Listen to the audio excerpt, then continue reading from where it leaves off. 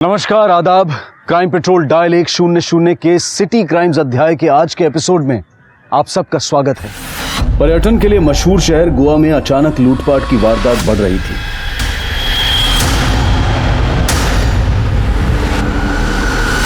Goa police भी ऐसी वारदातों को लेकर काफी सतर्क थी और ऐसी ही सतर्कता दिखाते हुए 12 नवंबर 2007 को पुलिस ने मुठभेड़ में मैंसियो गैंग को धराशायी कर दिया, जब उसके तीनों सदस्य एक ज्वेलरी शॉप में डकैती डालने गए थे, जिसमें मैंसियो इस शूटआउट में पुलिस के हाथों मारा गया। जेम्स गोंजाल्वेस गिरफ्तार हुआ, जबकि तीसरा बिलास चौहान फरार हो गया और गैंग ध्वस्त हो गया। लेकिन क्या इन अपराधियों की कहानी यहीं खत्म हो गई थी, या फिर यह किताब का सिर्फ एक अध्याय था और आने वाले समय में गोवा शहर के सामने और भी भयानक वारदातें आने वाली थी। इसके 3 साल बाद 13, 14 और 15 फरवरी 2010 में लगातार 3 दिनों तक गोवा के अलग अलग इलाकों से पुलिस को 10 लाशें मिली, जिसमें वहशियत और दरिंदगी की शक्ल और विभत्स होती गई थी। 72 घंटों में दहशत के इस तांडव ने गोवा को हिलाकर रख दिया था। आम जनता में भी डर था और गोवा में पर्यटन पर भी इसका अच्छा खासा असर पड़ा था। कुछ लोगों ने अपनी टिकट्स कैंसिल करवा दी थी और कुछ लोग जल्द से जल्द वापस जाना चाहते थे। लेकिन 3 साल पहले हुई डकैती का क्या इन 10 हत्याओं के साथ कोई कनेक्शन था? क्या ये उसी वारदात के निशान थे जो आज उभर कर आ रहे थे, या फिर ये कोई अलग ही दरिंदगी की दास्तां थी?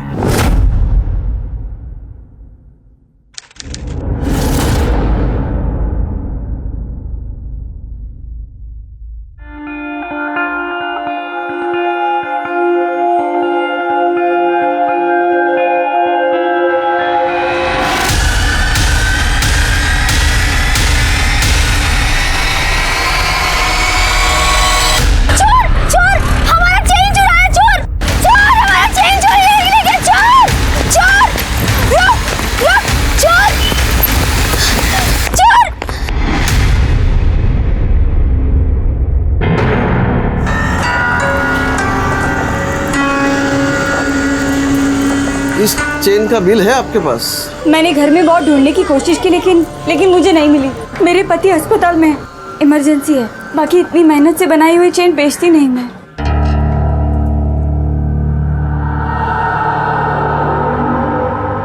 वैसे तो इसके 33,000 बनते हैं, पर क्योंकि तुम्हारे पास इसका बिल नहीं है, मैं 16,000 ही दूंगा।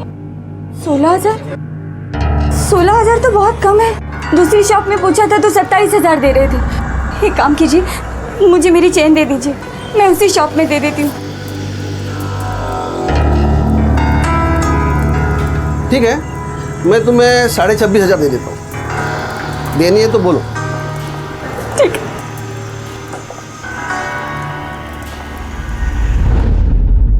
और कितना सैड होएगी? अरे गॉड को थैंक यू बोल, सिर्फ चेन गया तेरा, तेरे को कुछ नहीं हुआ। वो मम्मा का चैन था नैन्सी, मम्मा का आखिरी निशानी। ऊपर से मेरे घर का कंडीशन, पापा के ट्रीटमेंट पे कुछ पैसा बचता ही किधर है। जूली, तेरे को क्या मालूम, अगर वो स्नैचर लोग पकड़ा गया तो तेरे को तेरी मम्मी का चेन वापस मिल जाएगा। पॉजिटिव रहने का। ले पानी पी।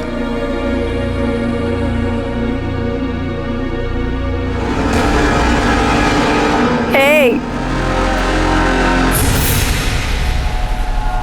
26.5। 26?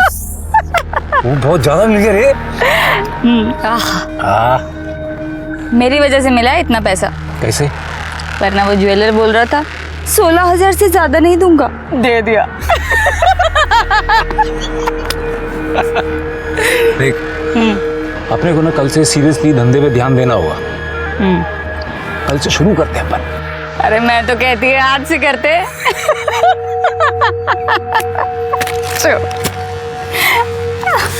बहुत शानी है तू, हैं? 26.5? 26?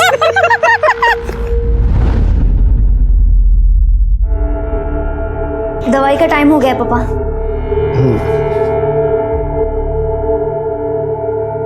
तेरे गले का चेन किया वही? मेरी मेडिसिन के लिए बेच दिया क्या? हैं? मालूम है ना वो तेरी मम्मा का चैन था।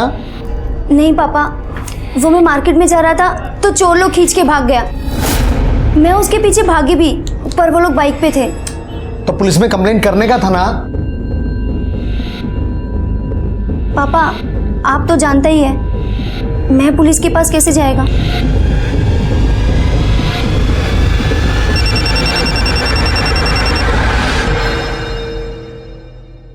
हेलो, कौन? मेरा चेन? हाँ घुमा था मेरा चेन, पर तुम कौन और तुम्हें मेरा नंबर कहाँ से मिला? ओए कीड़ा समझा है क्या मेरे को? पहले चेन चुराता है फिर चेन रिटर्न करने का बोलता है। ठीक है, कलंगुट मार्केट पे मिलती है। किधर जा रही है तू? वो स्नैचर जिसने मेरा चेन चुराया था रिटर्न करने का बोलता है। येड़ी है क्या तू? जो चोरी किया वो रिटर्न कर को करेगा? उसको तेरे बारे में सब मालूम रहेगा, इसके लिए जानबूझ के बुला रहा रहेगा तेरे को, तेरा फायदा लेने को। हेलो, हाँ आती है मैं।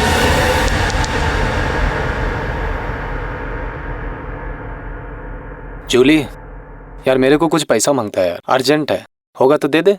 मेरे पास पैसा नहीं है जेम्स, और तुझे तो पता है पापा के ट्रीटमेंट में कितना पैसा जाता है, ऊपर से उनका ऑपरेशन भी बाकी है। जैक, उसका ट्यूशन का पैसा भी नहीं भरा अब तक मैंने। मैं तो सोचता था कि तुझसे ही मांगूं। जूली, तेरे को तेरा चेन मिल गया? किधर से मिला? नहीं नैन्सी, ये दूसरा वाला है। अच्छा ये सही है, गले में 10-10 चेन पहना और मेरे को बोल रही पैसा नहीं है। अब तो सीजन भी है, तेरा धंधा भी मस्त चल रहा होएगा, और फ्रेंड लोग का हेल्प नहीं करेगी। किधर जाएगी इतना पैसा लेके? ये ले, मेरे पास अभी ना सिर्फ 2000 रुपए हैं, पर रिमेम्बर जेम्स, पापा के ऑपरेशन का डेट कभी भी आ सकता है। मुझे मेरा सारा पैसा वापस मांगता है। हाँ अरे मिल जाएगा डियर, वो भी इंटरेस्ट के साथ वापस करूंगा, इंटरेस्ट के साथ। कल से मेरा काम शुरू हो रहा है, फिर चारों तरफ से पैसा ही पैसा। कौन सा काम शुरू करने वाला है तू?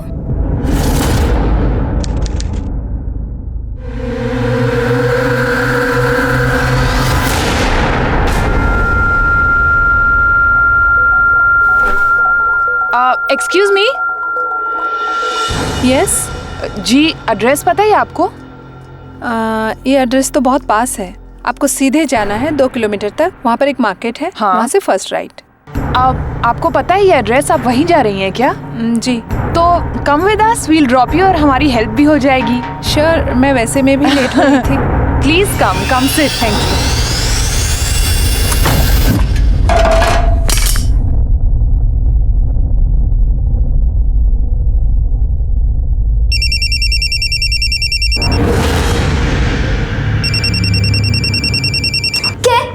दिन भर मोबाइल में गेम खेलता रहता है, जी जाके पढ़ाई कर।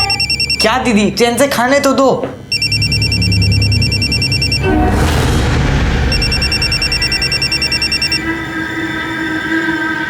हाँ बोल, कौन है?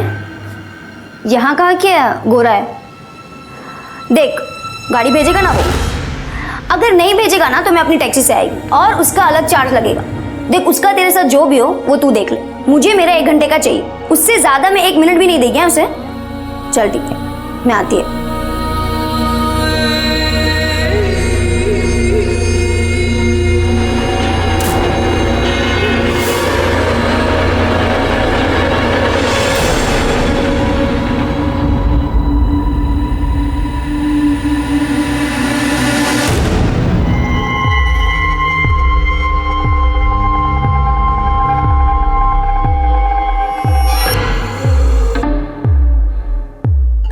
जैक, जैक, क्या है? मैं बाहर जाके आती है, तू पापा का टेक केयर कर और घूमना फिरना नहीं। ऑलराइट? हाँ ठीक है।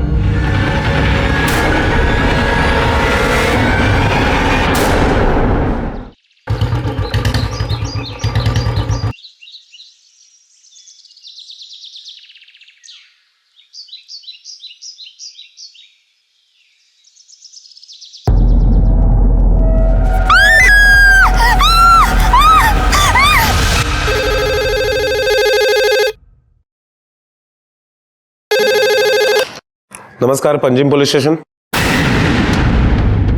ठीक है, हम पहुंचते हैं। तावड़े सर, अभी अभी फोन आया था, पंजिम के पास वाले जंगल में एक लड़की की लाश मिली है। क्या? चलो।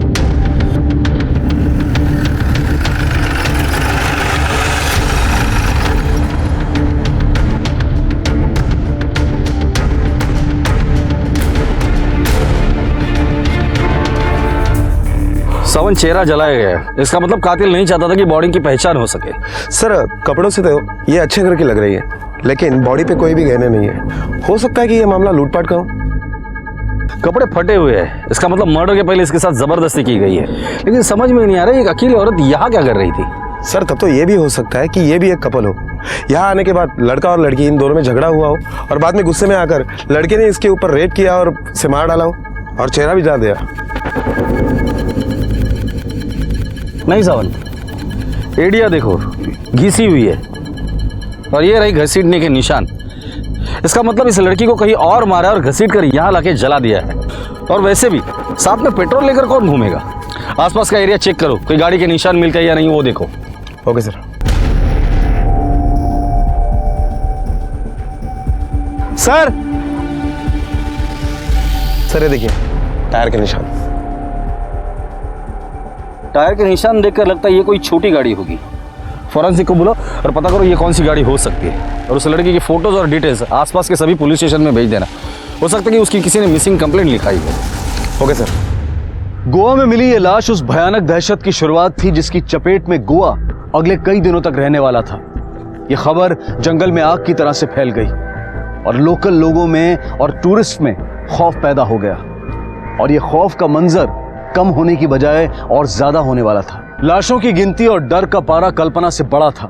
हालात ऐसे लग रहे थे कि मानो गोवा की हर गली, हर मोड़ पर एक लाश पाई जा सकती है। ये कौन कर रहा था और क्यों?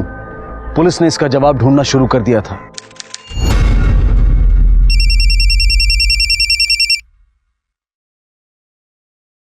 हेलो, कौन? मैंने कहा है ना, मुझे वो चेन रिटर्न नहीं मांगता है। काहे को घड़ी घड़ी फोन करता है मेरे को? आज के बाद मुझे कॉल करके डिस्टर्ब नहीं करने का। नेक्स्ट टाइम फोन किया ना ये तो बोलने का कि मेरा ब्रदर आके लेके जाएगा। फ्रेंड लोग को लेके आके ठोकता है मैस को, और चेन मिला ना तो वो भी लेके आएगा। सर, जिस लड़की की लाश हमें बीच में मिली है उसकी पोस्टमार्टम रिपोर्ट आ गई है। सर, पोस्टमार्टम रिपोर्ट से पता चलता है कि लड़की और बाद में उसका चेहरा जलाया गया है, और कान पर जो चोट के निशान है, ऐसा लग रहा है कि किसी ने उसके कान की ज्वेलरी खींच के निकाली है। सर, कंट्रोल रूम से एक इन्फॉर्मेशन मिली है। कंट्रोल रूम बीच के पास और एक औरत की लाश मिली है।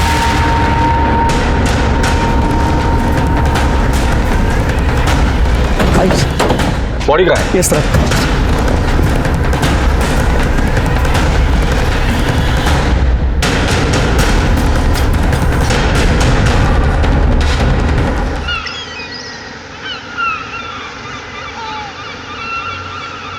सर, ये एक लाश नहीं, आगे 3 बॉडी और मिली है।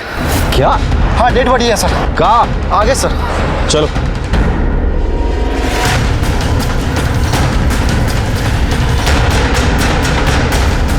सर, एक डेड बॉडी आगे भी है।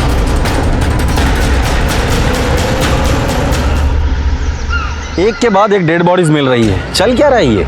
सर, कहीं ऐसा तो नहीं कि इन चारों मर्डर का और उस मर्डर केस का आपस में कुछ कनेक्शन हो सकता है कि इस औरत के साथ भी रेप किया गया हो। वो तो पोस्टमार्टम रिपोर्ट के बाद ही पता चलेगा।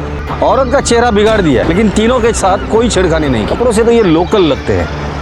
यहाँ आसपास कोई बस्ती है? यस सर, यहाँ पास में एक बस्ती है। ठीक है सावंत, इन सबके फोटोज निकालो और बस्ती में जाके पूछताछ करो। Okay sir.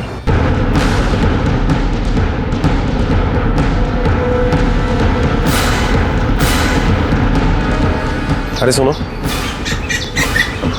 क्या ये लोग इसी बस्ती के? हाँ साहब, ये लोग इसी बस्ती में रहते हैं। ये बच्चा आलोक है और ये उसकी बहन सहल, और ये आदमी इनके साथ रहता है, लेकिन इसका कोई रिश्ता नहीं साहब। तो फिर ये बच्चे किसके?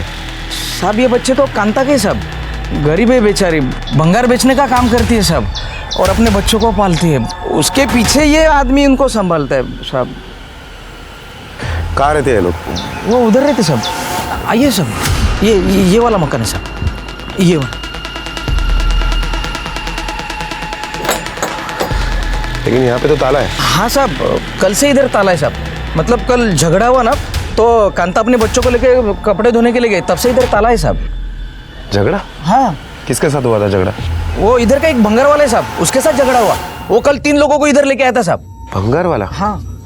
कहाँ मिलेगा ये भंगार वाला?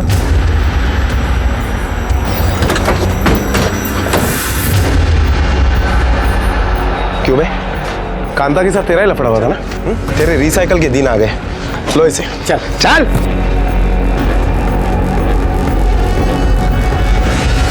नहीं sir, but we are trying our level best.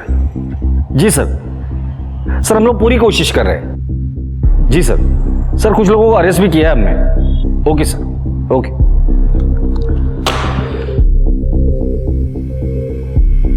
Sawant, जो लाश अभी मिली थी उन्हें पहचानने में कोई लीड मिल गई? उस लड़की के बारे में अब तक कुछ पता नहीं चला।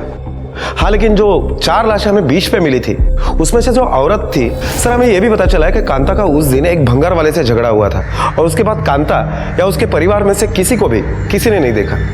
इसलिए हम उस भंगार वाले को उठाकर लेकर आए।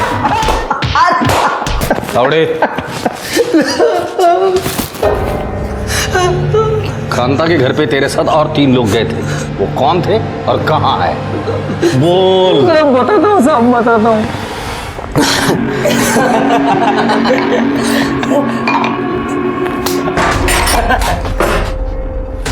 उठा सबको। साहब हमने क्या किया साहब? हमने कुछ नहीं किया साहब।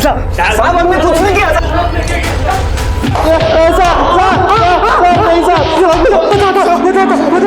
साहब, हमने ही मारा बेचारों को। सिर्फ मारा था या रेप भी किया था? हाँ साहब, वो मारने से पहले। तावड़े, अच्छे से खातिरदारी करना इन सबकी। कांता और उसके परिवार के कत्ल की गुत्थी पुलिस ने 5 घंटों में सुलझा ली थी और चारों मुजरिम अब उनकी कैद में थे। लेकिन सवाल यह था कि जिस लड़की की चेहरा जली लाश उन्हें मिली थी। ए मावशी, बोला माशी आहे का? आहे ना। कुठली आहे बघा, दाखव। अरे सिंगाडा मच्छी आहे बघ। हे बघ, माल बघ, माल बघ। बस हे बघ, फार जुनी नाही ना? मस्त आहे ना सिंगाडा? कितीला दिली? शेवटच्या भाव 700 देणार। काय माल बघू? अरे बघा तू, कसा माल चांगला आणलाय मी, एकदम फ्रेश। 450 मी सांगितलं, आता काय करायचंय बोल? थोडा जास्त कर, 500ला सगळी घेऊन जा।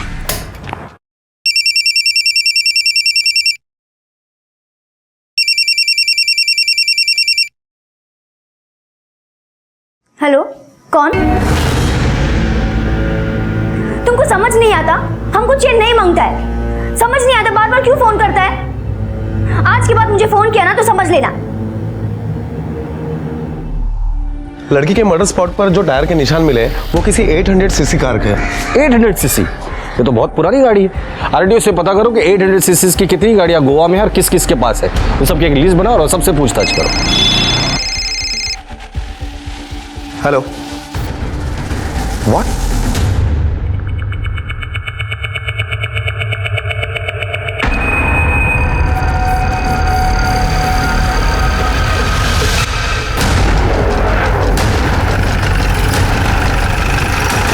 साहब, कहाँ है डेड बॉडी? इधर है सर।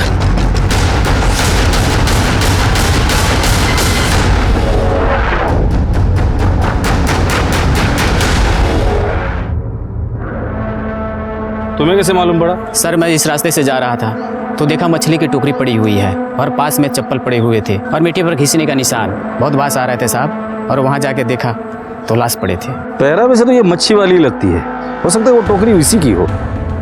हो सकता है सर, लेकिन सर जहाँ तक मैंने देखा है ये लोग काफ़ी गहने यूज़ करते हैं, लेकिन इसके बॉडी पर तो एक भी गहना नहीं है। गहने भी नहीं है और इसका भी चेहरा जलाया गया जैसे अभी पहले लाश मिली थी, ताकि विक्टिम की पहचान ना हो सके। अगर इसके साथ भी कत्ल के पहले बलात्कार हुआ है तो ये कातिल की मोडस ऑपरेंडी कुछ मुझे समझ में आ रही है। ये एक आदमी का काम नहीं है, ये जरूर गैंग होगी और ये लोग अकेले औरत को निशाना बना रहे और उनके गहने लूट रहे हैं। सर लेकिन मुझे नहीं लगता कि कोई इतने से गहने के लिए खून कर देगा। सावंत, 200 रुपए के लिए मर्डर होते हमने देखा है, यहाँ तो सोना है। हेलो, क्या? ठीक है, हम पहुंचते हैं। सर बीना बीच। हाँ बोल जेम्स। किधर है तू? मिलने का मेरे को तेरे से। देख जेम्स, मेरे पास ना बिल्कुल पैसे वैसे नहीं है, और पापा के ऑपरेशन को भी। अरे डार्लिंग, मैं बोला क्या पैसे का कुछ? आज मेरे को तेरा पैसा रिटर्न करने का है। मेरा पैसा आगे ला, तो मेरे को बता कब मिलेगी, किधर मिलेगी। आज क्या तेरा सारा पैसा वापस कर दूंगा। ठीक है, 2 बजे ना मेरे घर के पास वाले रोड पर मिलना। चल ठीक है, बाय।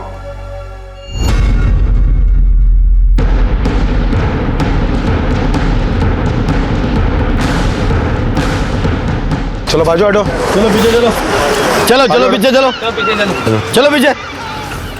सर, बॉडी पे कोई चोट के निशान नहीं है और ना ही कोई गहने चोरी हुए हैं। बॉडी के साथ कुछ आईडी प्रूफ भी नहीं मिला जिससे इनकी पहचान हो सके। सर, मुझे लगता है कि ये केस उस केस से अलग है। सावंत, कल 14 फेब था, मतलब वैलेंटाइंस डे, और जिस तरह से ये कपल बंधा है, लगता है इन्होंने सुसाइड किया होगा। शायद घर वालों ने मना किया होगा या कोई और वजह होगी। जब तक पोस्टमार्टम का रिपोर्ट नहीं आता कुछ कह नहीं सकते। बॉडी को पोस्टमार्टम के लिए भेज दो और इनकी फोटो आसपास के लोगों को और यहाँ के होटल्स में दिखा देना। हेलो। हाय। चल आ जा। पर कहाँ ले जा रहा है? चलना बताता हूँ। ठीक है चल। चलो।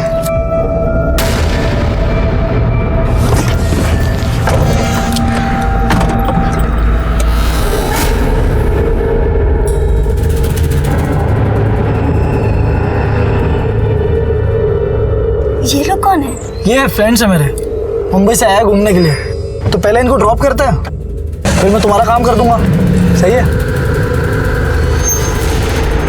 गोवा में एक के बाद एक लाशें मिल रही हैं। अब तक टोटल 8 लाशें मिल चुकी हैं। टूरिस्ट काफी डरे हुए हैं। लोग अपने होटल की बुकिंग कैंसिल कर रहे हैं। यहाँ के लोकल लोग भी बहुत डरे हुए हैं। पुलिस अब तक उस लड़की के हत्यारे का कोई सुराग नहीं ढूंढ पाई। इस बारे में क्या कहना चाहेंगे आप? देखिए, टोटल 8 लाशें मिली थी, उसमें से एक केस हमने सॉल्व कर लिया है। बीच पर जो 4 लोगों की लाश मिली थी वो एक ही परिवार के थे और ये मर्डर आपसी दुश्मनी और आपसी झगड़े की वजह से हुई थी।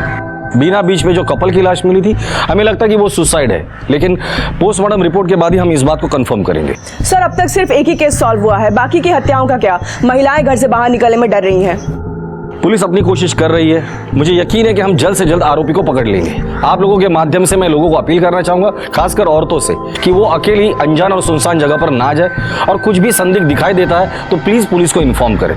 Thank you. सर एक सवाल और सर।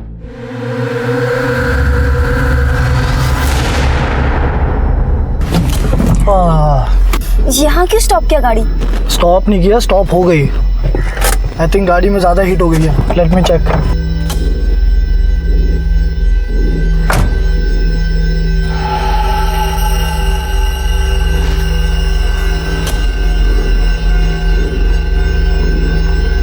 सर, जिस मच्छी वाली की जली हुई लाश हमें मिली, उसके पोस्टमार्टम रिपोर्ट से पता चल रहा है कि उसे भी वायर जैसी चीज से गला घोट कर मारा गया है, लेकिन उसके साथ बलात्कार नहीं हुआ। उस लड़की और इस मच्छी बेचने वाली को एक ही तरीके से मारा है, तो हो सकता है कि दोनों का कातिल कोई एक ही हो सकता है सर।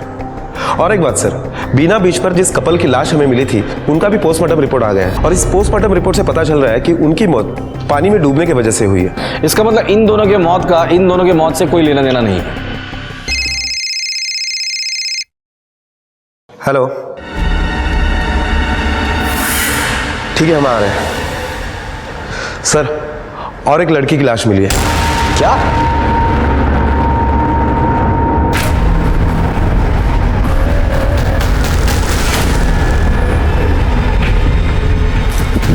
सर, मैंने ही आपको फोन किया था। वहां उस लड़की की लाश है।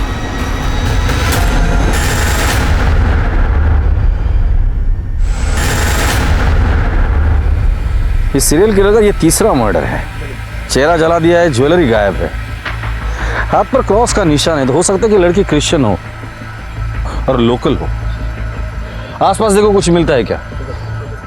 सावत, एम्बुलेंस को बुला और बॉडी पोस्टमार्टम के लिए भेज दो। 1 मिनट, वो टैटू दिखाना। सावंत, पहले इस टैटू का फोटो ले लो। सावंत, जिस तरह से अभी सुनसान जगह पर लाशें मिल रही है, एक बात तो साफ है, ये कातिल जो भी है वो गोवा का है, गोवा का चप्पा चप्पा जानता है। गोवा के जितने भी चेक पोस्ट है सब जगह पे अलर्ट कर दो कि 800 सीसी की जो भी गाड़ी होगी उसे अच्छे से चेक करें।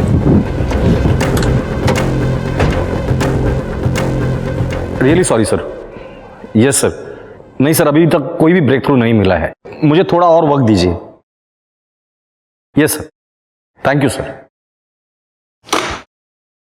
सर, आज हमें जिस लड़की की लाश मिली उसकी पोस्टमार्टम रिपोर्ट आ गई और पोस्टमार्टम रिपोर्ट के हिसाब से यह भी पता चला है इस लड़की को भी वायर या तार जैसे चीज से गला घोट कर मारा गया है और उसके बाद में जलाया गया है। हालांकि इस लड़की के साथ बलात्कार नहीं हुआ है, पर यह लड़की सर पहले से ही रेगुलरली सेक्सुअल एक्टिव थी। हमने इस लड़की के सारे डिटेल्स आसपास के पुलिस स्टेशन में जब भेजे तब पता चला है कि दार्जिलिंग पुलिस स्टेशन में इस लड़की के डिटेल से मैच करती हुई कोई जूली डिसोजा नाम की लड़की की मिसिंग कंप्लेंट दर्ज है।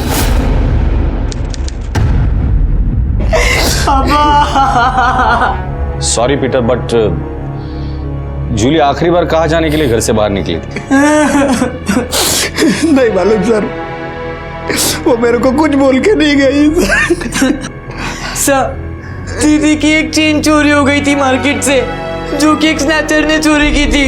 वो दीदी को रोज फोन करता था चेन वापस करने के वास्ते। मेरे को तो लगता है दीदी उससे मिलने गई होगी। चेन चोरी हो गई तो पुलिस में कंप्लेंट क्यों नहीं की आप लोगों ने? हमको लगा जो जाना तो वो चला गया, अब कंप्लेन करके क्या फायदा। फायदा आपके समझ में नहीं आया, लेकिन जो नुकसान हुआ है वो तो समझ में आ ही गया होगा। जूली का नंबर दीजिए।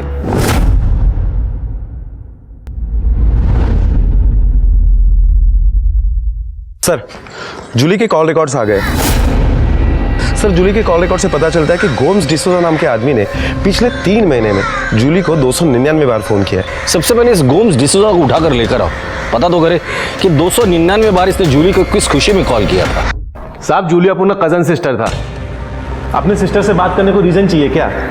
अपनी सिस्टर से बात करना कोई क्राइम है क्या साहब? मेरे सिस्टर से बात करना कोई भी क्राइम नहीं है। 3 बार लड़की सप्लाई करने के जुर्म में पकड़ा गया है, अब बोल कि ये भी क्राइम नहीं है। जूली के पोस्टमार्टम रिपोर्ट के हिसाब से वो सेक्सुअली एक्टिव थी रेगुलरली। अब वो एक्टिव कैसे थी इसका जवाब तो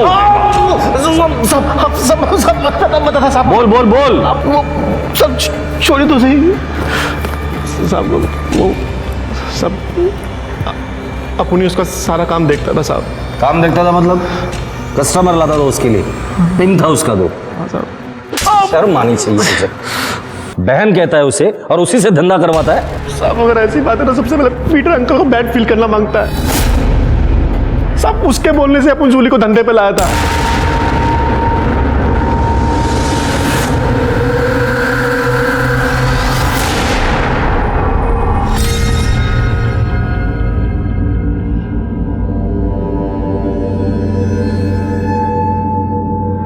एक्सक्यूज मी, ये एड्रेस बताएंगे please? Go straight and take a first left. First left. अच्छा, आप वहीं जा रही हैं क्या? हाँ। तो आइए ना, हम आपको छोड़ देते तो हमें पता भी चल। नहीं नहीं, मैं चली जाऊंगी, नहीं, आप मैं जाइए। इसलिए कह रही थी, बहुत ज्यादा दूर नहीं जाना है, पास में। जल्दी चल, छोड़ो मुझे, छोड़ो छोड़ो मुझे, छोड़ो छोड़ो, चलो ना। कोई आ रहा है, कोई आ रहा है, निकल निकल। चल चल भागो, चलो भागो, ऐसे निकल निकल निकल गाड़ी।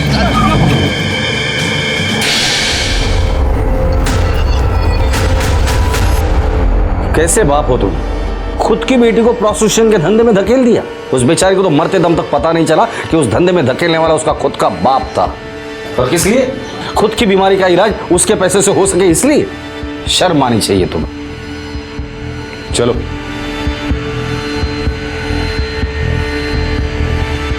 सर, अगर सामने से बाइक नहीं आती तो वो लोग मुझे जबरदस्ती गाड़ी में उठा लेते।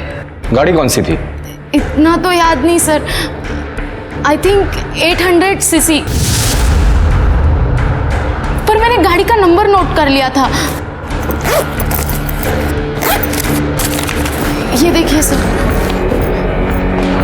ये तो मुंबई का नंबर है। सावंत, मुंबई आरटीओ को कांटेक्ट करो, पता करो ये गाड़ी किसके नाम पे रजिस्टर है, तुरंत। Okay sir. पुलिस के हाथ पहली बड़ी सफलता लगी। निहारिका के बयान से कार का नंबर मिलने के बाद पुलिस ने मुंबई आरटीओ से कार के ओनर का पता लगाया और ओनर से पता चला कि यह कार जेम्स और विलास ने किराए पर ली थी। पुलिस उस होटल तक भी जा पहुंची जहां ये लोग रुके हुए थे। होटल में दी गई आईडी से विलास की फोटो मिली और उसकी पत्नी के बारे में पता चला, लेकिन इनके गैंग की चौथी लड़की की पहचान अब तक पुलिस के पास नहीं थी। इसलिए पुलिस ने इन लोगों के बारे में डिटेल जानकारी इकट्ठा करनी शुरू की। सर, निहारिका ने जो गाड़ी का नंबर हमें बताया था, उस गाड़ी के बारे में जब हमने मुंबई आरटीओ से इंक्वायरी की तो पता चला कि वो गाड़ी किसी सोमेश शाह के नाम पर रजिस्टर्ड है। 10 दिन पहले ही विलास चव्हाण और जेम्स ने वो गाड़ी उसके यहाँ से रेंट पे ली थी। फिलहाल तो ये अतिथि होटल में रुके हुए थे, लेकिन कल ही उन्होंने वहाँ से चेकआउट किया है। सर, होटल रिकॉर्ड से ये विलास का आईडी प्रूफ मिला है। सर, पता चला है कि इनके साथ एक 35 साल की औरत भी थी। होटल रिकॉर्ड से पता चला है कि वो औरत विलास की बीवी है। सर, 2007 में मैंसियो गैंग ने जो ज्वेलरी शॉप में रॉबरी की थी, उस वक्त ये दोनों साथ में ही थे। विलास तो पकड़ा नहीं गया, हाँ, लेकिन जेम्स पकड़ा गया था। 2 साल के बाद बेल पे छूटकर बाहर आया। उसके बाद वो कभी कोर्ट नहीं गया।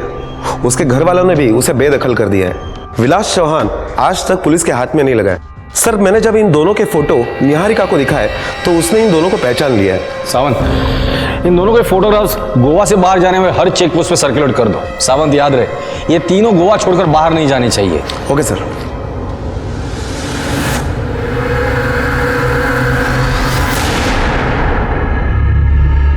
Excuse me.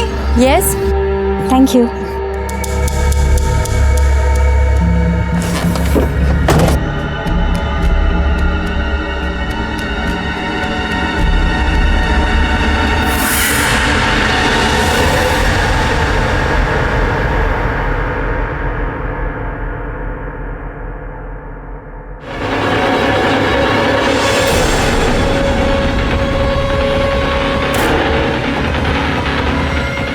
निकल पुलिस, निकल गाड़ी, जल्दी निकल।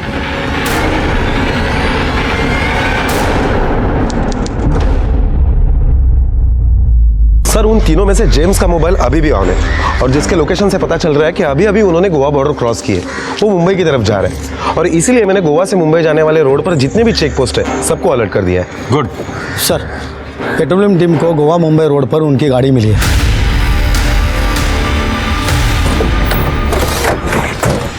तलाशी लो गाड़ी की।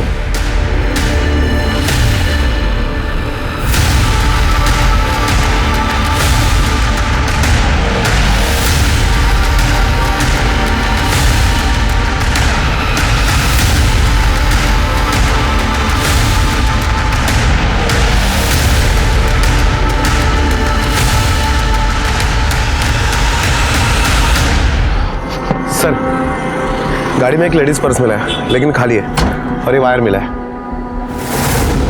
सर, डिक्की में ये पेट्रोल की बोतल मिली है। ये सारी चीजें फॉरेंसिक में भेज दो और जेम्स का नंबर ट्रैकिंग में डाल दो।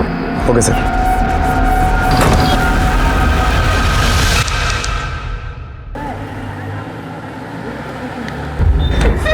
सर, जेम्स और उसके साथियों की लोकेशन ट्रेस हो चुकी है। ग्रेट, चलो।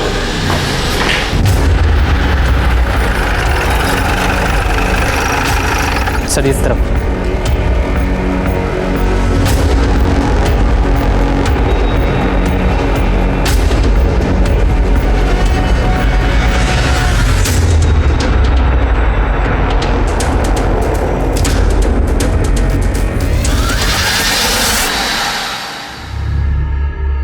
क्या हुआ यार? लाइट गई लगता है।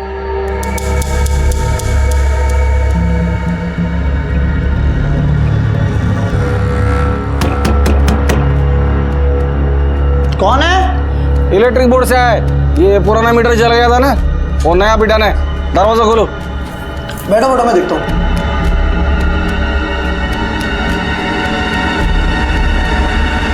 अरे कौन है आप लोग? क्यों मार रहे हो? गोवा छोड़ के मुंबई में क्यों आया? तलाशी लो घर की।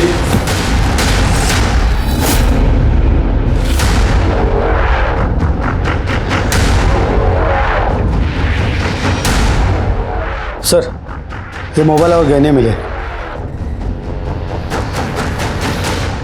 पंचनामा करके आपकी कस्टडी में ले लीजिए इसे। Yes sir. तुम लोग तो 4 लोगों की गैंग है ना? चौथा कहाँ है? चौथा कहाँ है? बोल। गोवा में।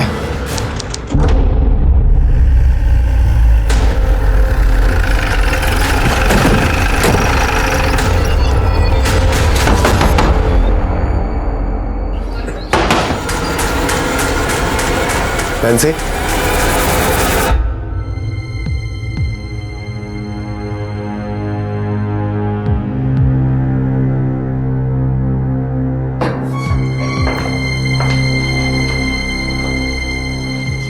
तुम चारों की कुंडली है मेरे पास। तुम लोगों की गाड़ी से वायर भी बरामद हुआ है जिससे तुम लोगों ने ये सारे मर्डर्स किए। हमारे घर से ये सारे मोबाइल भी मिले हैं, जिसमें से ये मोबाइल मुझे पता है किसका है, जूली का है, जूली डिसूजा, जिसको तुम लोगों ने मारा है। तुम लोग जूली को भी मार डाला जूली को। बोलना जेम्स, जूली को मार डाला ना तुम लोग जूली को। मार डाला जूली को। क्यों मारा जूली को? बोलना जूली को क्यों मार डाला? मैं नहीं मारना चाहता था उसको, ये विलास बोला मेरे को। पैसे देने से अच्छा उसको भी मारते थे। रो, शांत रहे, जितना पूछूंगा ना उसका ही जवाब दे। ये मोबाइल किस किस के है? किसका मोबाइल है ये जिसको सबसे पहले मारा। उसके साथ तो इन दोनों ने रेप भी किया था ना, और तू वहां खड़ी रहकर तमाशा देख रही थी। चला बता, ये दूसरा मोबाइल किसका है? सब ये वो मच्छी वाली का मोबाइल है। ये किसका है? इसको भी मार डाला क्या? सब अपन ने इसको सबसे लास्ट में मारा था। सिर्फ जेवरों के लिए लोगों को मारा? कितने पैसे मिले? कितने पैसे मिले?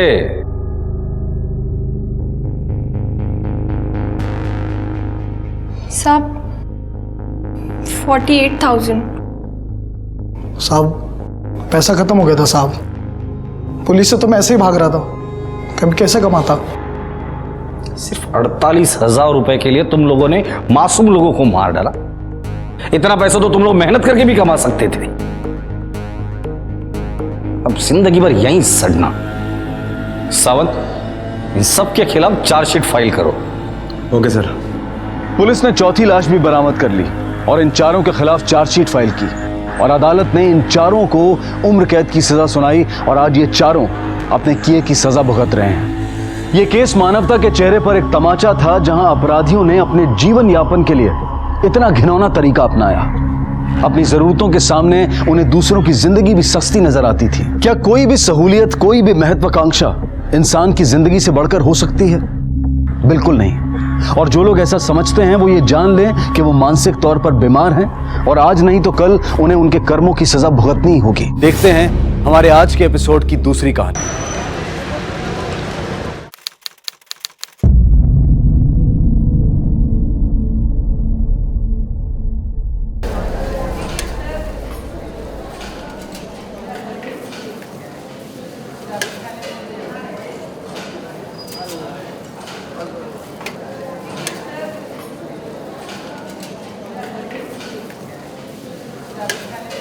शोर नहीं, बातें कम करो तुम लोग।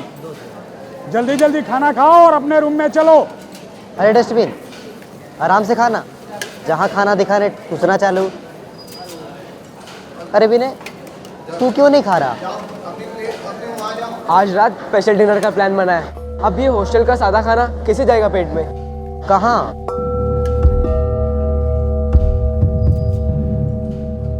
बाद में बताता हूँ। अरे विनय, खाना क्यों नहीं खा रहे हो तुम? भूख नहीं है सर। तबीयत ठीक है ना तुम्हारी? हाँ सर। जल्दी से खाना खाओ और अपने रूम में चलो। अरे ये छिपकली भी ना सीसीटीवी कैमरे की तरह है, जब देखो जहाँ देखो प्रकट हो जाता है। ए डस्टबिन, और खाएगा? ढंग से नाम ले, वरना यहीं पटक कर मारूंगा।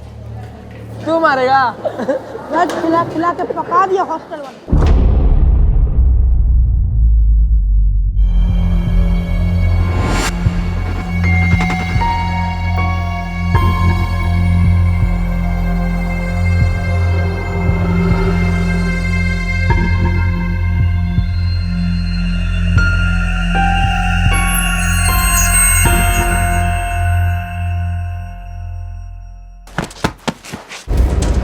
कौन? कौन है? अरे कौन है वहां पे? कौन है वहां पे? कौन है?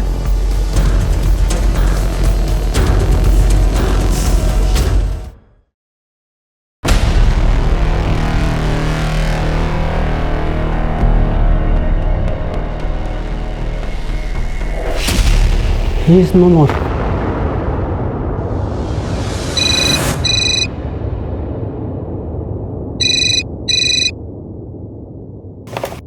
हेलो, नामकुम थाना। सर, बालाजी चिल्ड्रन हॉस्पिटल में एक बच्चे के एक्सीडेंट का केस आया है। ठीक है, हम अभी आते हैं।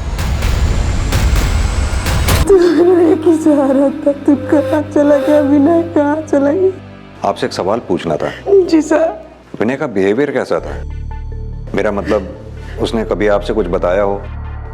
उसे पढ़ाई का प्रेशर था या उसे कोई तंग करता था? नहीं सर, मेरा विनय बहुत अच्छा लड़का था सर। फिर भी मुझे लगता है सर कि ये एक्सीडेंट ही है। ये पता लगाना हमारा काम है।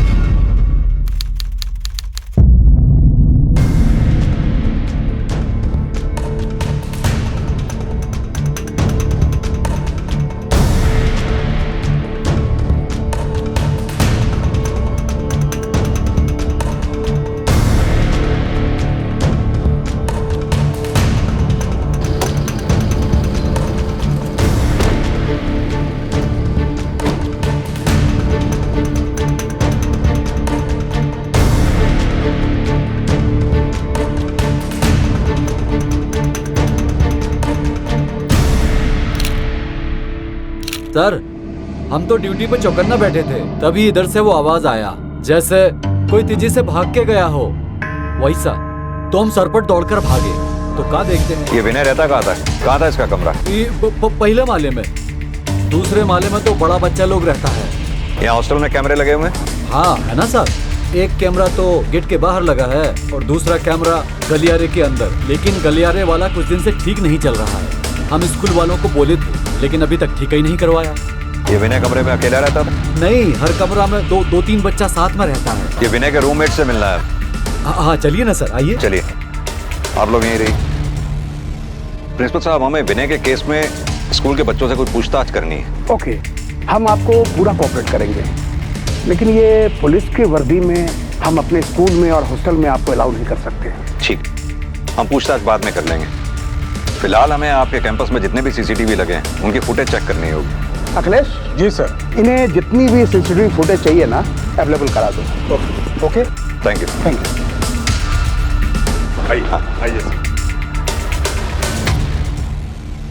सर, आपको क्या लगता है विनय खुद गिरा होगा या उसे किसी ने गिराया होगा? वॉचमैन के बयान के मुताबिक वो किसी के चलने की आवाज सुनकर वहां आया था। अगर कोई छत से गिरा होता तो वो गिरने की आवाज सुनकर वहां आता। सर, ये भी तो हो सकता है कि वॉचमैन ने हमसे झूठ बोला हो। ये तो सीसीटीवी फुटेज देख के ही पता चलेगा। पुलिस जैसे जैसे इस केस की इन्वेस्टिगेशन में आगे बढ़ रही थी, कहीं ना कहीं उन्हें लगने लगा था कि ये कोई सुसाइड या एक्सीडेंट का केस नहीं है, बल्कि ये मर्डर भी हो सकता है।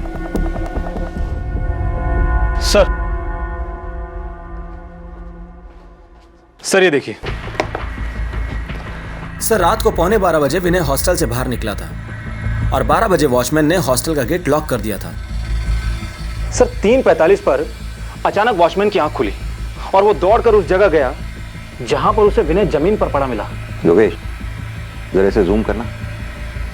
ये देखो, विनय जिस एरिया में गिरा वो एरिया सीसीटीवी की रेंज से बाहर है, यानी कि हमें वॉचमैन के बयान के मुताबिक ही चलना होगा।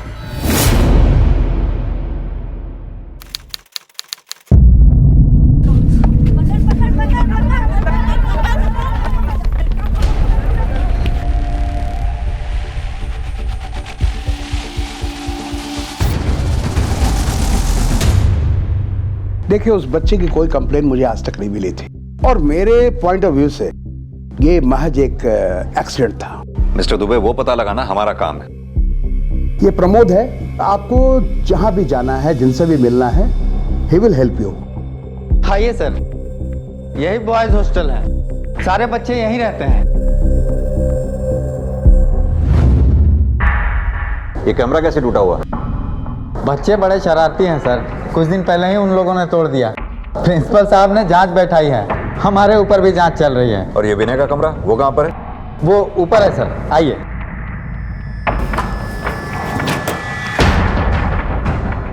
ये है विनय का कमरा। विनय के रूममेट्स कहाँ हैं? सर वो एनुअल फंक्शन होने वाला है तो वो एक्टिविटी रूम में होगा। योगेश, कमरे की अच्छी तरह से तलाशी लो, शायद कोई काम की चीज मिले। जी सर। आप चलिए मेरे साथ। चलिए सर।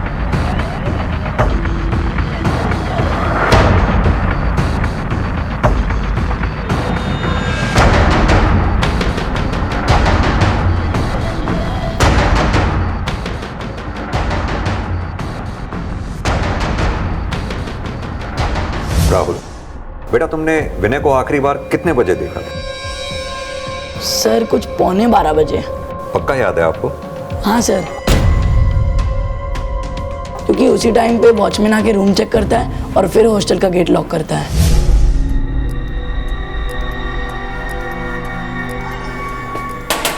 चलो बच्चों, रात ज्यादा हो गई है, सो जाओ।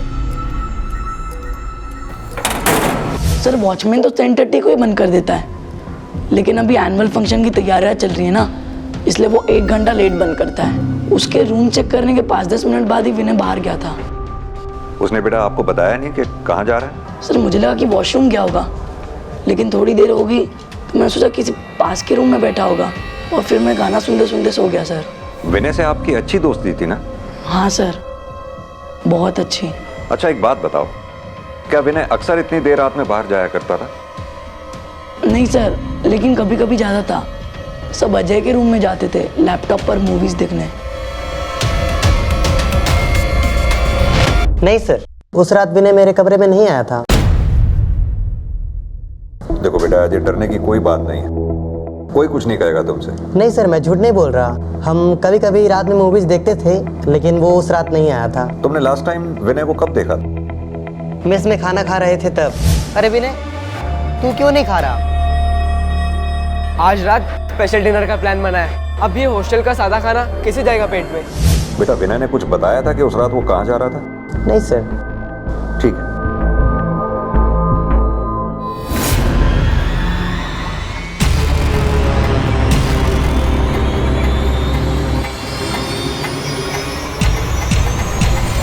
कुणाल, क्या कर रहे हो? जी सर, कपड़े गंदे हो गए थे सर, वही धो रहा हूँ सर। जल्दी से मेरे ऑफिस में नीचे आ जाओ, पुलिस आई है तुमसे कुछ पूछताछ करने के लिए। आधी रात में हॉस्टल की जमीन पर एक 12 साल के बच्चे विनय की लाश मिलती है। विनय ने कोई सुसाइड नोट नहीं छोड़ा था, इसलिए पुलिस सीसीटीवी फुटेज और स्कूल के टीचर्स और उसके करीबी दोस्तों से पता लगाने की कोशिश कर रही थी कि क्या यह कोई आत्महत्या का केस है या फिर इसमें मर्डर के कोई राज छिपे हैं। विनय की मौत की इस घटना से स्टूडेंट्स, हॉस्टल स्टाफ और पूरा रांची शहर गहरे सदमे में था। ज्यादातर वो अपने क्लासमेट अजय और संजय के साथ ही घूमता था। विनय का किसी के साथ झगड़ा हुआ था? हाँ, लेकिन मैंने विनय और उसके रूममेट राहुल के बारे में कुछ सुना था। क्या सुना था? सर लड़के राहुल को विनय की गर्लफ्रेंड बुला कर चिढ़ाते थे। सर ये तो मुझे पता नहीं, लेकिन एक दिन मैंने उन दोनों को लड़ते हुए देखा था। अरे विनय मेरी बात तो सुन। विनय विनय तू मेरे साथ क्यों नहीं रहना चाहता इस रूम में? बता ना विनय। मैंने कहा ना रहने ना मुझे तेरे साथ। अरे लेकिन हुआ क्या, वो तो बताओ। सारे लड़के चिढ़ाते हमें, तरह तरह की बातें करते, मुझे नहीं रहना। अरे विनय मेरी बात तो सुनो। जैसे ही छिपकली मुझे दूसरा रूम दे देगा मैं चेंज कर दूंगा बस। अरे विनय मुझे नहीं रहना तेरे साथ। विनय मैंने कहा ना, नहीं तो नहीं। विनय मेरी बात तो सुन ले। एक बात क्लियर है कि उन दोनों में दोस्ती बिल्कुल नहीं। ठीक है, तुम जाओ। ये विनय अपना रूम चेंज क्यों करना चाहता था?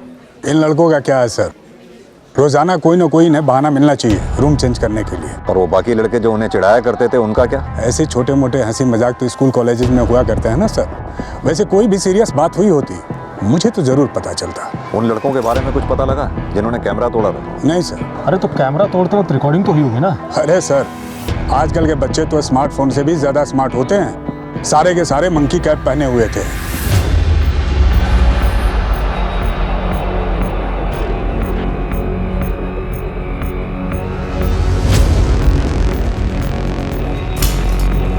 कौन है वहां?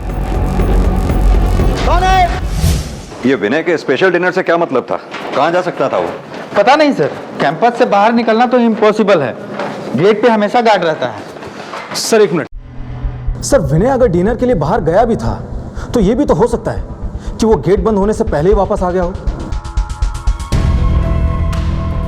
ये हमें विनय के टीचर्स और क्लासमेट सबसे बात करनी है। आज तो मुश्किल है सर, एनुअल फंक्शन की वजह से कोई भी अपनी जगह पे नहीं है। आप बोले तो मैं कल अरेंज करवा देता हूँ। ठीक है, चलो। सर ये विनय का सोशल मीडिया अकाउंट है। इसे देखकर तो कहीं से भी ऐसा नहीं लगता कि उसे किसी तरह का कोई डिप्रेशन था या फिर कोई ऐसी परेशानी जिसकी वजह से वो आत्महत्या कर ले। विनय 11:45 पे अपने कमरे से निकलता है और 3:45 पर मरा हुआ मिलता है। सर वॉचमैन के मुताबिक उसने रात को 3:45 पर कोई आवाज सुनी थी, लेकिन सवाल यह उठता है कि 11:45 से 3:45 तक विनय था कहां? यही तो पता लगाना है। विनय अगर छत से गिरा है तो फिर उसका चेहरा क्यों डैमेज है? उसकी आंख और नाक पे चोट लगने का क्या कारण हो सकता है, जबकि उसकी लाश तो पीठ के बल मिली थी? योगेश एक काम करो, विनय की पोस्टमार्टम रिपोर्ट से यह पता लगाओ कि उस रात विनय ने खाया क्या था। Okay sir.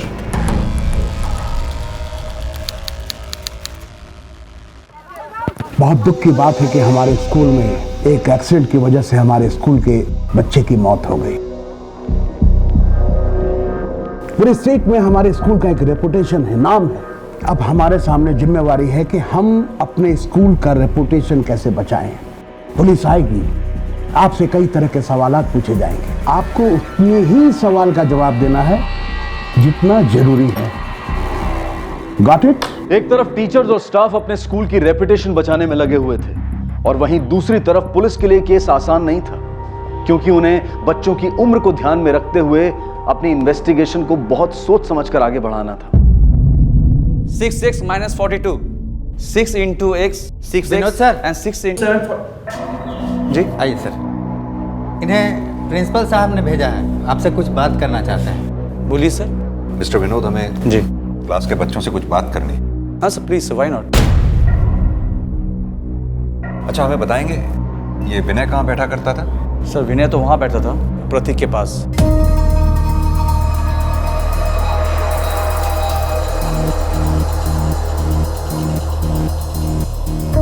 बच्चों एक बात बताएंगे आप लोग, क्या हमें बताएंगे कि विनय ने किसी के साथ झगड़ा किया था या विनय ने किसी को परेशान किया था? क्या आप हमें बताएंगे कि आप में से विनय का सबसे अच्छा दोस्त कौन है?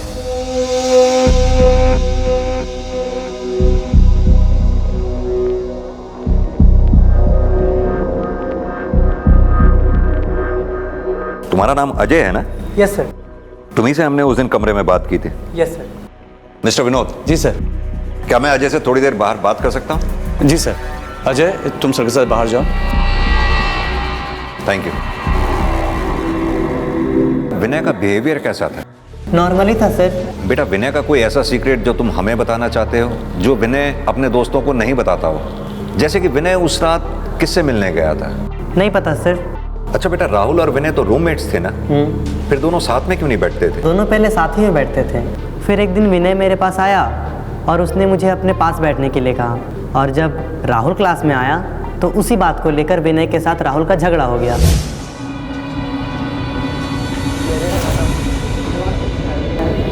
अजय तू यहाँ क्यों बैठा है? मेरी सीट है, मैं रोज विनय के बगल में बैठता हूँ। उठ यहाँ से। आज से मेरे बगल में ये बैठेगा, तू जाके कहीं पीछे बैठ जा। पर तू मेरे साथ ऐसे क्यों बिहेव कर रहा है? बताना मैंने क्या किया है? तेरा दोस्त हूँ मैं।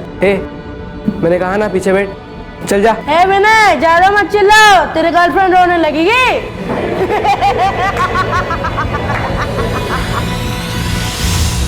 अच्छा और एक बात, राहुल को सारे दोस्त विनय की गर्लफ्रेंड क्यों बुलाते थे? पता नहीं सर, बस बुलाते थे।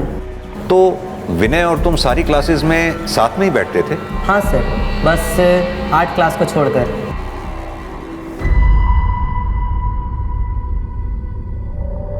संध्या मैडम, ये सर लोग आपसे कुछ बात करना चाहते हैं। संध्या जी, हमें विनय के बारे में कुछ सवाल करने हैं आपसे। आप सब लोग चुपचाप अपना काम करिए, हम अभी आते हैं। संध्या जी, आपने कभी विनय को खराब मूड में या डिप्रेशन में देखा था? नहीं सर, वो तो बिल्कुल नॉर्मल था। बाकी बच्चा लोग के साथ मिलजुल कर अपना काम किया करता था। बहुत दुख हुआ सर उसके एक्सीडेंट का सुनकर। आपको ऐसा क्यों लगता है कि उसका एक्सीडेंट हुआ था? सर, जैसा बातचीत सब लोग स्कूल में कर रहा है उसके बाद तो यही लगता है। लेकिन अभी कुछ क्लियर नहीं हुआ है, जांच जारी है उसकी। संध्या जी, एक काम कीजिए, आपकी आर्ट क्लास में जितने भी स्टूडेंट हैं उनकी लिस्ट दीजिए हमें, जिसमें विनय आया करता था। जी। वैसे एक बात बताइए, आपकी आर्ट क्लास में विनय किसके साथ बैठता था?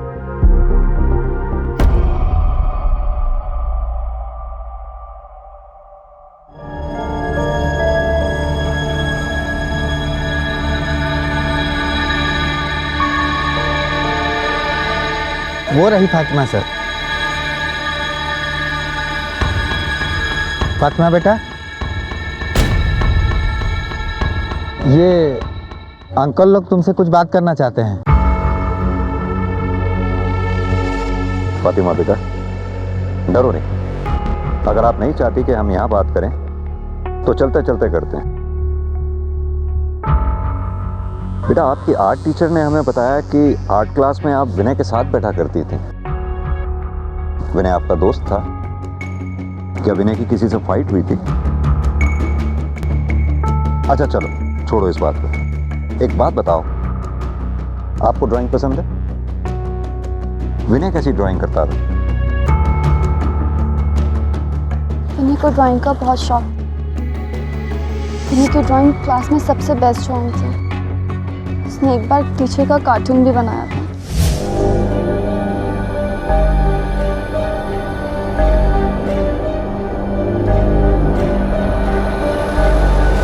सबको बड़ा मजा आ रहा था। फिर तो आपकी आर्ट टीचर विनय को बहुत पसंद करती होंगी, क्योंकि इसकी ड्राइंग अच्छी थी। नहीं,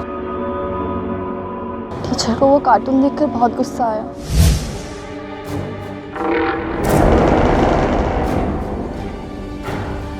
विनय, क्या है ये?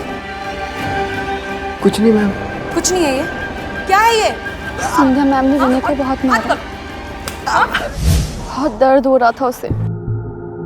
उस दिन के बाद संध्या मैम विनय को बिल्कुल पसंद नहीं करती थी, बिल्कुल अच्छे से बात नहीं करती थी। हाँ तो क्या हो गया सर? हम और भी तो बच्चा लोग को पनिशमेंट देते हैं ना, लेकिन इसका मतलब ये तो नहीं है कि हम उन्हें मार डालेंगे। सर, कभी कभी बच्चा लोग क्लास में इतना शैतानी कर देता है कि हमें उनको पनिश करना पड़ता है। तो आपने विनय को एक ही बार पनिश किया था?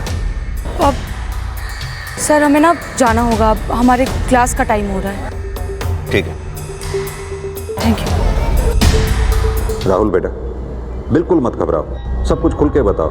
सर, सब मुझे विनय की गर्लफ्रेंड कहकर चिढ़ाते थे और ये सब मुझे जरा सा भी अच्छा नहीं लगता था और इससे विनय भी चिढ़ता था। सर राहुल, आप हमें एक बात बताइए, सब आपको ऐसा क्यों चिढ़ाते थे? सर, जब हमारा नया नया एडमिशन हुआ था तो सीनियर्स ने हमारी रैगिंग की थी। अबे चल कट बैठ। मैं नहीं पहनूंगा। जितना बोला ना उतना कर। इधर तैस करके नहीं मंगा करो तुझे। चल पहन ना।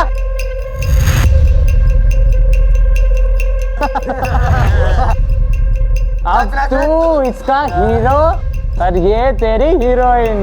चलो चिपक के नाचा, चलो चल। अरे वाह वाह। अब ना एक काम करो, एक दूसरे को ना किस करके दिखाओ। हाँ? सर, अगले दिन कॉरिडोर में सब हमें चिढ़ाने लगे। ए, देखो देखो हीरो हीरोइन जा रहे हैं। ए हीरोइन, क्या मस्त लग रहा है साथ में यार। देखो देखो, तू एक काम कर, दूर जा मेरे से। पर क्यों? सर, तब से विनय को मेरे साथ रहना पसंद नहीं आता था। उसने अपनी क्लास में भी सीट चेंज कर ली और वो अपना रूम भी चेंज कराना चाहता था। सर, किसने की थी आपकी रैगिंग? Monkey gang. हाँ, मेरे प्यार के परिंदों, चल हम निकल जाओ। इससे पहले मंकी गैंग का और कुछ देखने का मन हो जाए। निकल। अबे निकलना, निकलना, चल। कौन कौन लोग हैं इस मंकी गैंग में? पता नहीं सर। अच्छा एक बात बताओ, अगले दिन जो लोग तुम्हें चिढ़ा रहे थे, कौन थे वो लोग? सर, सीनियर थे, सुनील और उसके दोस्त। सुनील और उसके दोस्त।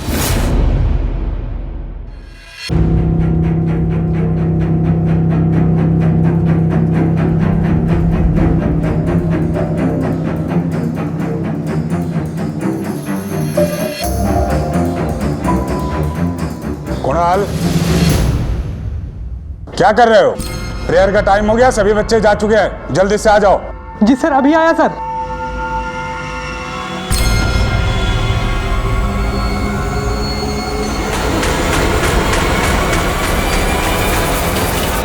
विनय की मौत को 3 दिन बीत चुके थे, लेकिन अपनी पूरी इन्वेस्टिगेशन के बावजूद पुलिस अब तक किसी भी पुख्ता नतीजे पर नहीं पहुंच पाई थी। स्टूडेंट्स के माता पिता और रांची शहर के लोग अपने बच्चों की सेफ्टी को लेकर डरे हुए थे। यहां तक कि स्कूल एडमिनिस्ट्रेशन पर भी स्कूल की सेफ्टी को लेकर सवाल उठने लगे थे।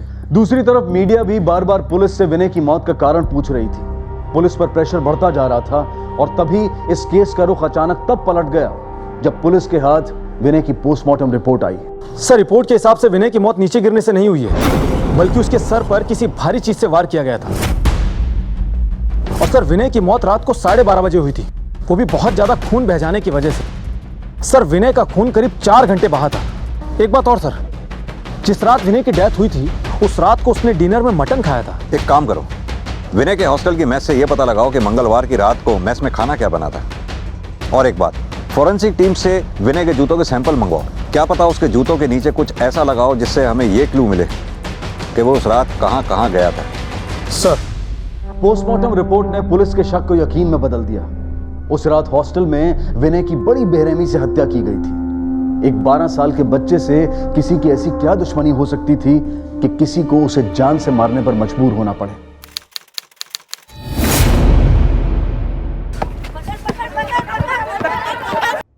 ये सब क्या है इंस्पेक्टर? आपको पता है हमारे स्कूल की क्या रेपुटेशन है?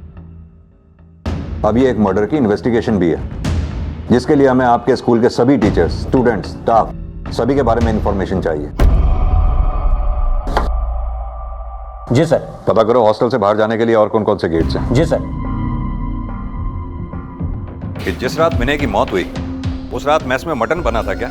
उस दिन मंगलवार था ना सर, और मंगलवार को कभी नॉनवेज नहीं बनता, वेज ही बना था। ये मुझे विनय के दोस्त सुनील से बात करनी है। विनय की मौत से 2 दिन पहले हॉस्टल के सारे कैमरे किसी मंकी गैंग ने तोड़ दिए और हमें यह भी पता है कि तुम उस मंकी गैंग के मेंबर हो।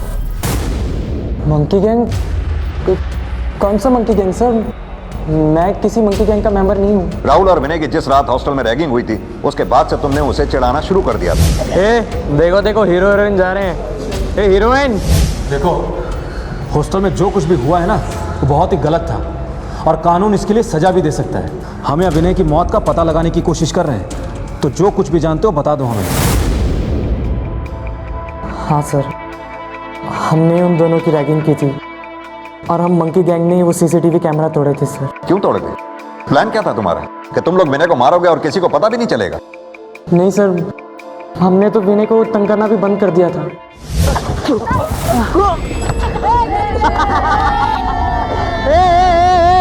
देखो इसकी गर्लफ्रेंड कैसे इसको संभाल रही है। चल अपनी गर्लफ्रेंड के साथ जाके खेल। ये मेरी गर्लफ्रेंड नहीं है, मेरी गर्लफ्रेंड कोई और है। कोई और है तेरी गर्लफ्रेंड? कौन है बताना। अबे बोलना उसका नाम, अबे बोल। फातिमा। फातिमा! वाह भाई, तू तो मर्द बन गया है। चल अब असली मर्द बन के दिखा, गोल करके दिखा वहां पे। चल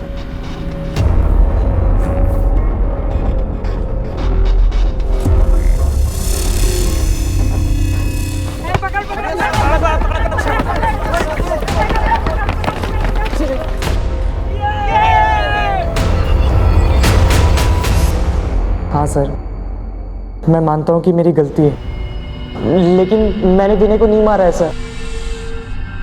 सर, हॉस्टल से बाहर जाने का एक रास्ता और भी है। चलो।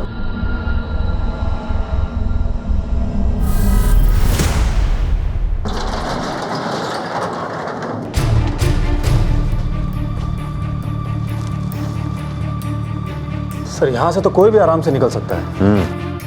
एक बात तो क्लियर है, विनय के साथ जो कुछ भी हुआ है वो हुआ इसी कैंपस के अंदर है। क्या तो फेंसिंग भी इतनी है कि स्टूडेंट निकल के बाहर जाएगा कहाँ?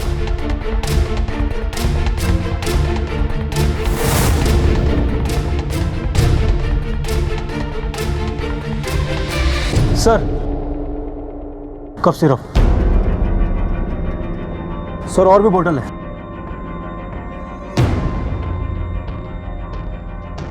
इतनी सारी बोतल तो नशे के लिए इस्तेमाल हो सकती है। योगेश, याद है हमारे थाने में भी कई ऐसे मेडिकल केसेस आ चुके हैं। सर ये देखिए, लगता कुछ खोदा गया है।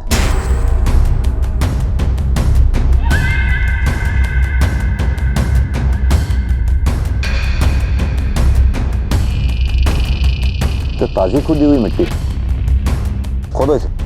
जी सर।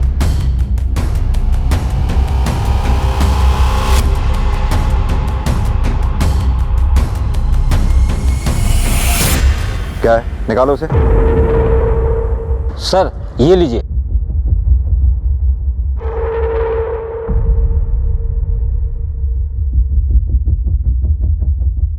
ये तो खून के निशान है। योगेश, ये टी शर्ट फॉरेंसिक टीम को भेजो। पता करो उनसे कि ये ब्लड के सैंपल और विनय के ब्लड के सैंपल मैच करते हैं क्या, और आसपास जितनी भी केमिस्ट शॉप हैं इन कफ सिरप के बारे में पता करो। शायद हॉस्टल से ही कोई खरीद के लाता हो। सर।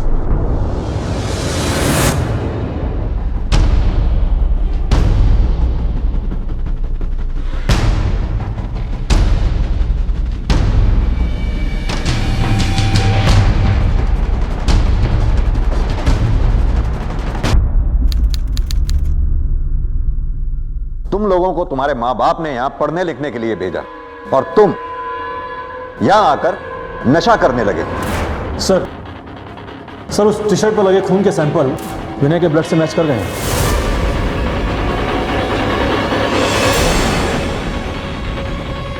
ये टी शर्ट हमें मिली है जिस पर विनय के खून के धब्बे थे। किसकी है ये टी शर्ट? ये तो कुणाल की टी शर्ट है सर। सर ये टी शर्ट तो मेरी है सर, लेकिन मैंने विनय को नहीं मारा सर। मैं अपनी कफ सिरप की बोतल डस्टबिन के पास रखता था ताकि कोई चुरा ना ले, और जब उस रात मैं वहां गया तो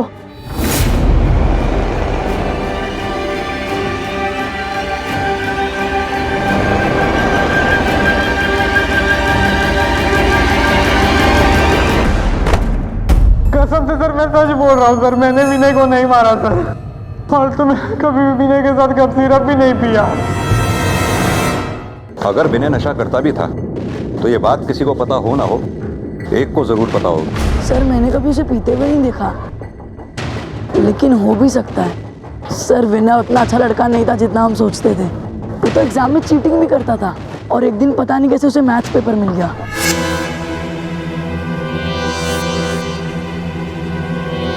क्या कर रहा है तू? कुछ नहीं। तू मुझे छुपा क्यों रहा है? अरे कुछ नहीं बोला ना, तू अपना काम कर। सर उसे सिर्फ कूल बनना था और वो उसके लिए कुछ भी कर सकता था। हेलो सर, फॉरेंसिक लैब से विनय के जूतों की रिपोर्ट आ गई है। उसके जूतों में पेंट के निशान लगे हैं।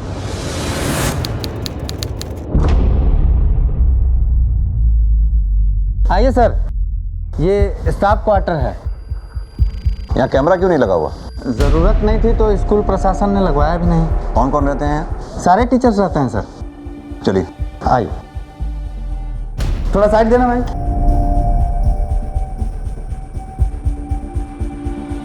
सुनो भैया, ये पेंट का काम कब से चल रहा है? सर पिछले हफ्ते से चल रहा है। पिछले हफ्ते ऊपर वाले मालिक को किया था, अभी यहाँ शुरू किया हूँ सर। इसका मतलब विनय फर्स्ट फ्लोर पे गया था। चलिए आइए आइए सर, आइए।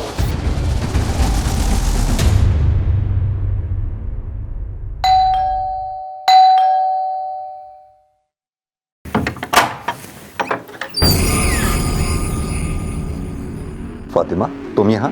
बेटा कौन है? क्या हुआ? वो पुलिस वाले अंकल। आप इसी स्कूल में पढ़ाती हैं? जी हाँ, प्राइमरी सेक्शन में हूँ मैं। और आप? जी मैं अफजल, इनका शौहर।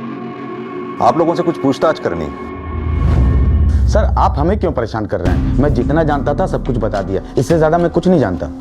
अफजल साहब, इसमें परेशान करने की कोई बात नहीं है। हमें पता चला है आपकी बेटी फातिमा और विनय काफी अच्छे दोस्त थे, और उस रात विनय इस फ्लोर पे भी आया था। सर आया होगा, हमने कहा ना कि हम उस रात फिल्म देखने गए थे, घर में कोई नहीं था। क्या नाम बताया था आपने? कौन सी फिल्म देखने गए थे आप लोग? Iron man Lakshmi mall sir. Sir खुदा के लिए हमें परेशान न करें। ये पहली बार नहीं हुआ कि विनय हमारे घर आया था। सर मैंने विनय को बहुत बार विनोद सर के यहाँ आते जाते देखा है। विनोद सर कौन? वो मैथ्स वाले टीचर? हाँ सर वही। जी हाँ सर, वो एक दो बार मेरे घर में आया था। एक्चुअली सर उसकी मैथ में कुछ प्रॉब्लम है, तो इसीलिए एक्स्ट्रा क्लास के लिए मेरे घर में आया था। मिस्टर विनोद। जी सर। घर में नया पेंट कराया लगता है। जी सर। पर क्यों? वो क्या है ना, घर पेंट करा लेने से खून के दाग छपाए नहीं जा सकते। फॉरेंसिक वाले सब ढूंढ लेते हैं। सर आप फालतू को ब्लेम करें मुझ पे। मैं क्यों मारूंगा विनय को? आप मैथ्स के टीचर हैं, आप पेपर सेट करते हैं। आप ही की नोटबुक से टिक मार्क किया हुआ पेपर हमें विनय के पास से मिला था। क्या चल रहा था आप दोनों के बीच में? एक्चुअली सर मेरे और आर्ट टीचर संध्या के बीच अच्छी दोस्ती है, और संध्या ने एक दिन क्लास में विनय को पीटा था, और एक दिन मैंने विनय को देखा अपने दोस्तों से कुछ कहते हुए। यार बहुत जोर से मारा उसने। तू एक काम कर, प्रिंसिपल को कंप्लेन कर दे और अपने पेरेंट्स को भी साथ ले आ। अरे सब परेशान है संध्या मैम से। अगर तू अपने पेरेंट्स को साथ ले आएगा तो प्रिंसिपल पक्का उसे स्कूल से निकाल देंगे। मुझे डर था सर कि कहीं विनय ने संध्या की कंप्लेन कर दी तो उसे स्कूल से निकाल दिया जाएगा सर, इसलिए मैंने उसे मिलने के लिए बुलाया। घबराओ मत, मुझे अपना दोस्त समझो। ये फर्स्ट यूनिट टेस्ट का पेपर है, तो लो इससे तुम्हारे मार्क्स भी अच्छे आएंगे और तुम्हारे पेरेंट्स भी बहुत खुश होंगे। और दोस्त हमेशा एक दोस्त की मदद ही करते हैं। Thank you sir. Most welcome. बस मैंने वो पेपर देख के विनय को चुप करवा दिया। सर एक लड़का सुनील, आप उससे बात कीजिए सर। वो हमेशा विनय को तंग करता था। क्या तंग करता था? यही कि सर उससे पैसे लेना, सामान मंगवाना। इसलिए सर मैंने सुनील से बात करके सब प्रॉब्लम सॉल्व किया। देखो तुम विनय को अकेले छोड़ दो, उसने मुझे सब कुछ बता दिया है। सुधर जाओ वरना ये मैटर प्रिंसिपल तक जाएगा। ओके? उसके बाद सर उन दोनों में सब कुछ सॉल्व हो गया था। ये सब कब हुआ? ये सर विनय के मरने से 2 दिन पहले का था। सर सुनील ने हमसे झूठ बोला था, उसने विनय को तंग करना कभी बंद किया ही नहीं। अगर ये विनोद सच कह रहा है कि इसने सुनील को स्कूल से निकलवाने की धमकी दी थी, तो ये भी तो हो सकता है कि सुनील विनय से बदला लेना चाहता हो।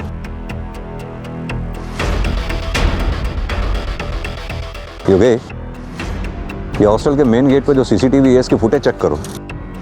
पता करो क्या नाजिया अपने परिवार के साथ उस दिन घर से बाहर निकली थी, और ये भी पता करो कि वो लक्ष्मी मॉल में जो फिल्म बता रही थी वो लगी भी थी या नहीं। और एक बात, हॉस्टल के आसपास जितनी भी मीट की दुकानें हैं वहां जाकर खुद उनसे पता करो क्या हॉस्टल से कोई भी आदमी उनके यहाँ से मटन खरीद कर लाया था क्या। सर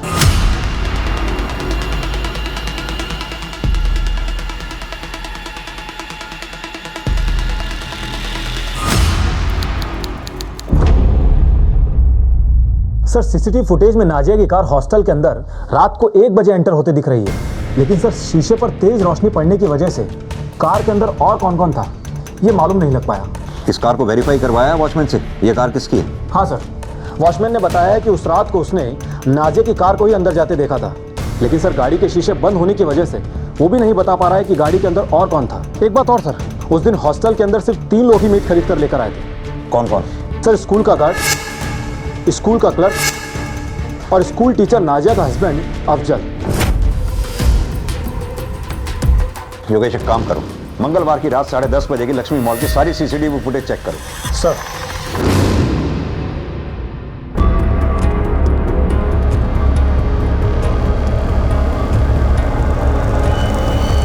योगेश समझ गए? हाँ सर।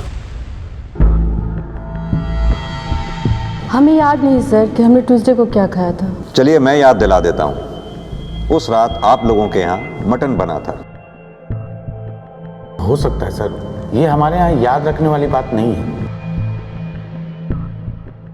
घबराओ मत बेटा, मैं बस आपसे कुछ सवाल करूंगा, सच सच बताना। आप नॉनवेज खाते हो? जी। चिकन या मटन? दोनों।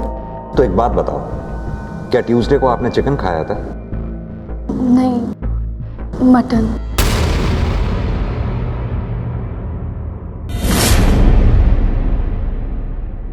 जिस दिन आप लोग लक्ष्मी मॉल में वो फिल्म देखने के लिए गए थे ना, हमने उस दिन की सीसीटीवी फुटेज मंगा ली है। इस फुटेज के अंदर हमें आपका बेटा शरीफ कहीं नजर नहीं आ रहा।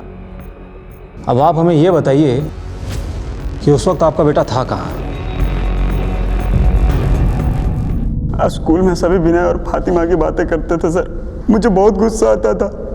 अरे दोस्तों सुनो सुनो सुनो, अरे ये जो अपना शरीफ है ना, शरीफ, इसकी बहन तो इससे भी तेज निकली।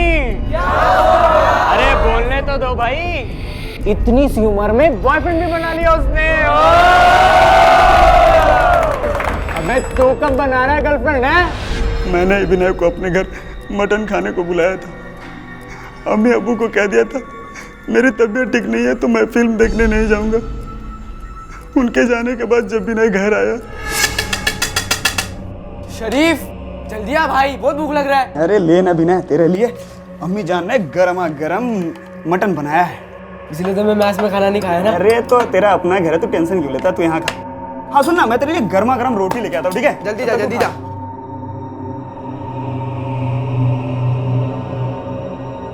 अरे वाह शरीफ, तेरी मम्मी ने तो बहुत अच्छा खाना बनाया है। हाँ भाई, मेरी अम्मी जान बहुत अच्छा खाना बनाती है। हाँ हाँ, टेस्टी है।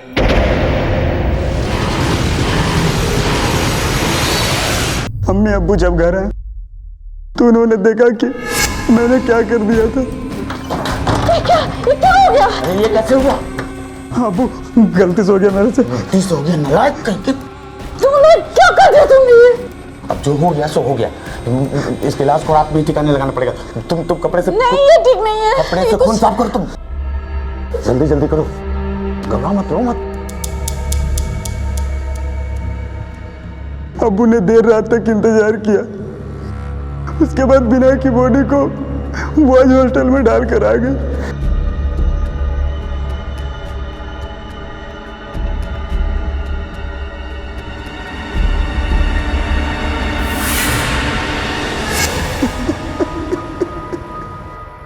विनय तो बच्चा था, लेकिन तुम तो समझदार थे, प्यार से समझा सकते थे उसे।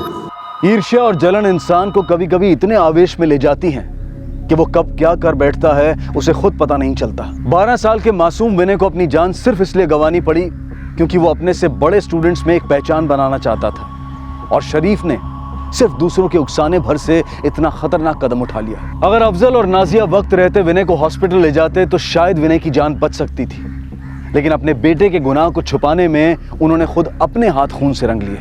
अफजल और नाजिया पर आईपीसी की धारा 107 और 304A के तहत कोर्ट में कार्रवाई चल रही है और उनके बेटे शरीफ को बाल सुधार गृह में भेज दिया गया है। अब मैं अनूप सोनी आपसे विदा लेता हूं, फिर मुलाकात होगी अगले एपिसोड में एक और चौंका देने वाले केस के साथ। तब तक अपना और अपने परिवार का ख्याल रखें और देखते रहें क्राइम पेट्रोल डायल 100। सबक एक को सीख हम सबको।